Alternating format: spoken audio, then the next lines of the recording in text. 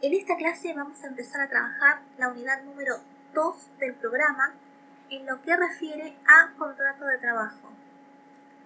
Para ello vamos a empezar con la definición que nos brinda la Ley de Contrato de Trabajo en su artículo 21, la cual nos dice: habrá contrato de trabajo, cualquiera sea su forma o denominación, siempre que una persona física se obligue a realizar actos, ejecutar obras o prestar servicios en favor de la otra y bajo la dependencia de ésta, durante un periodo determinado o indeterminado de tiempo, mediante el pago de una remuneración.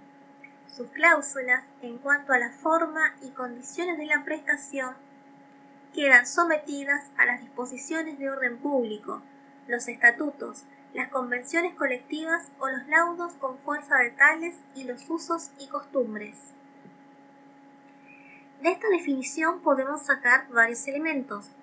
Por ejemplo, que es un acuerdo de voluntades entre el trabajador y el empleador. Esto se obtiene de se obligue a realizar actos. Cuando yo me obligo a realizar algo, estoy prestando mi consentimiento a realizar determinada actividad.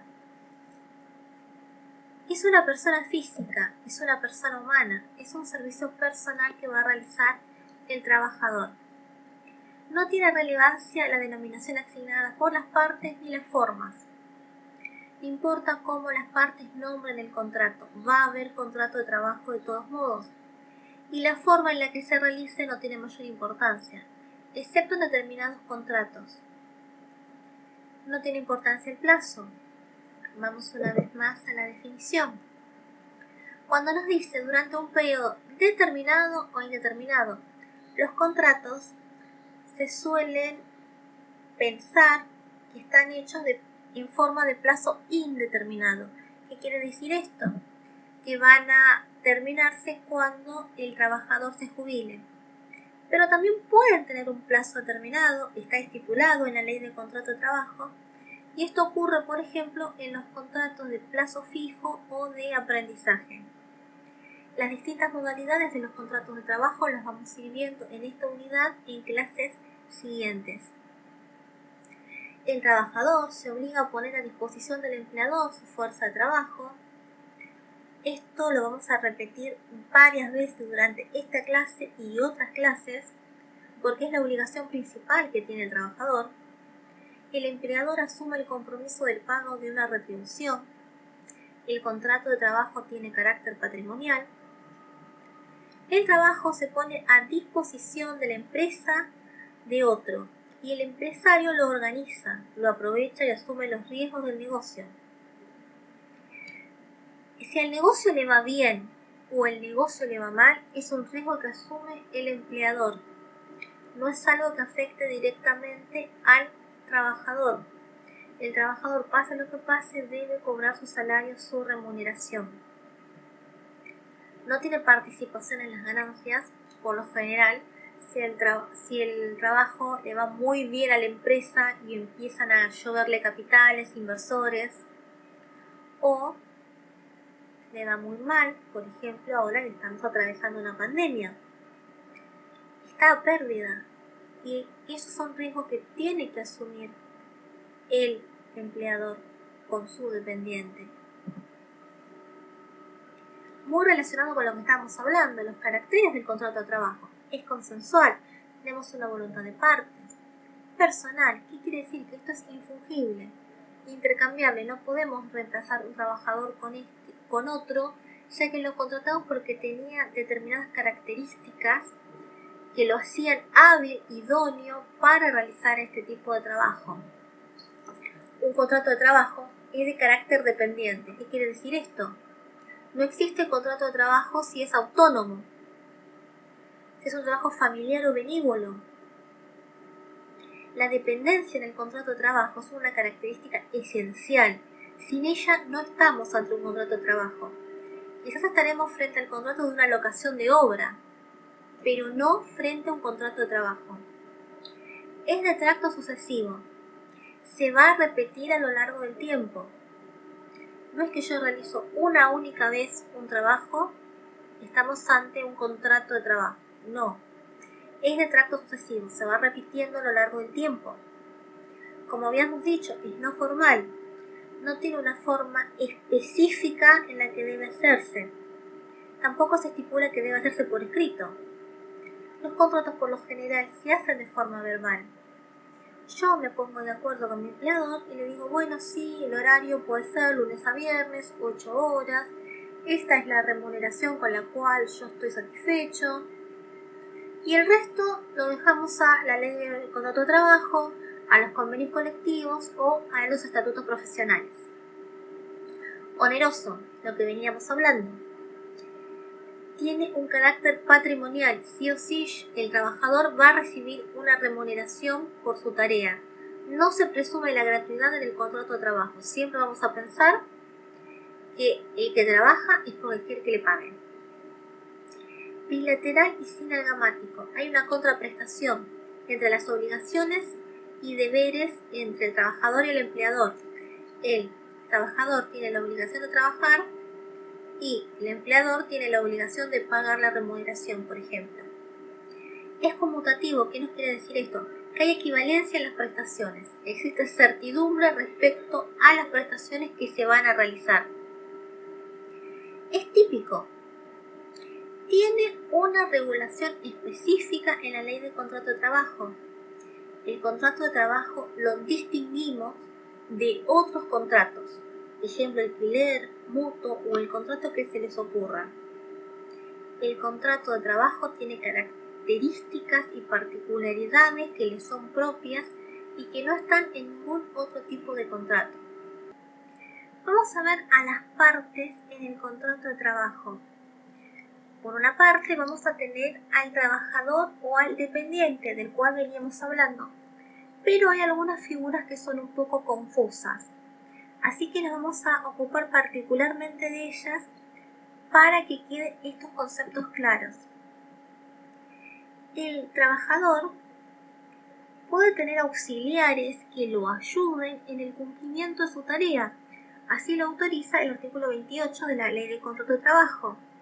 Si el trabajador estuviese autorizado a servirse de auxiliares, estos serán considerados como en relación directa con el empleador de aquel, salvo excepción expresa previsto por esta ley o los regímenes legales o convencionales aplicables. Bueno, el trabajador puede que esté a cargo de otros trabajadores de la misma empresa, pero por más que este trabajador le dé las instrucciones de trabajo al resto, este trabajador no es el empleador. Y el resto de los trabajadores que están auxiliando a este trabajador están en relación de trabajo con el empleador, no con este trabajador que les da las instrucciones. ¿Esto por qué se hace? Para evitar el fraude, para que no haya una confusión y se ponga a un trabajador con apariencia de empleador. Pero tenemos que tener en claro esto, que por ahí la persona que nos está dando las instrucciones y las directivas de trabajo es un empleado como nosotros y no es mi empleador directo. Mi empleador directo es el empleador de este trabajador que está impartiendo las órdenes de trabajo. Otro caso muy interesante es el de socio empleado, que también contempla la Ley de Contrato de Trabajo en su artículo 27, cuando nos dice: las personas que, integrando una sociedad, prestan a esta toda su actividad o parte principal de la misma en forma personal y habitual, con sujeción a las instrucciones o directivas que se le imparten o pudieran impartírsele para el cumplimiento de tal actividad, serán consideradas como trabajadores dependientes de la sociedad. Bueno,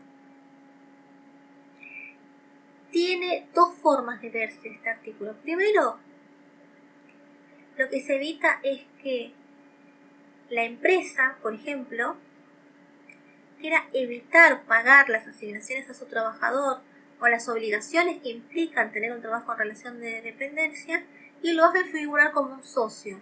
Al figurar al trabajador como un socio, es una forma de querer esquivar la normativa laboral.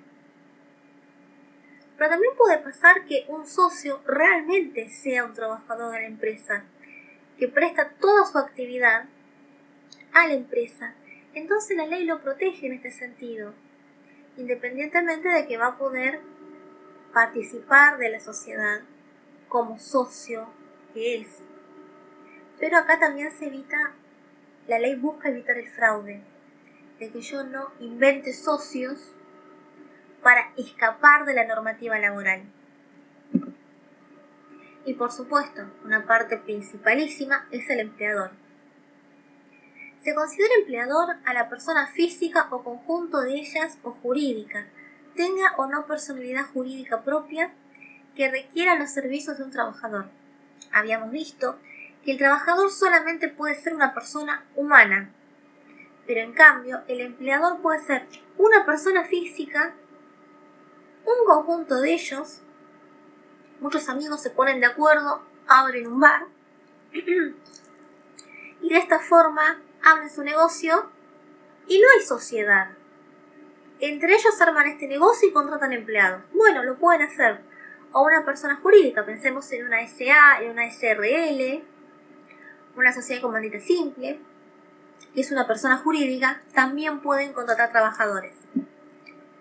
Para ello vamos a distinguir tres conceptos importantes: el de empresa, el de empresario y el de establecimiento. La empresa se entiende la organización instrumental de medios personales, materiales e inmateriales, ordenados bajo una dirección para el logro de los fines económicos o benéficos. Personales, vamos a ir direccionando a las personas que trabajan para nosotros. Vamos a poner la maquinaria, vamos a poner el espacio físico. En una textil, por ejemplo, vamos a poner las telas, los hilos. E inmateriales, la ideología, o sea, la enseñanza, cómo vamos a hacer determinadas cosas, la capacitación, todo esto lo va a hacer la empresa. Otra figura muy importante es el empresario. Se llama empresario a quien dirige la empresa por sí o por medio de otras personas y con el cual se relacionan jerárquicamente los trabajadores, cualquiera sea la participación que las leyes asignen a esto en la gestión y dirección de la empresa. El empresario puede estar en la empresa e impartir directamente en las órdenes de trabajo, o puede tener otras personas en las cuales delegar esta función y van a ellas impartir las órdenes de trabajo a sus trabajadores.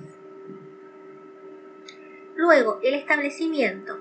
Se entiende por establecimiento las unidades técnicas o de ejecución destinadas al logro de los fines de la empresa a través de una o más explotaciones.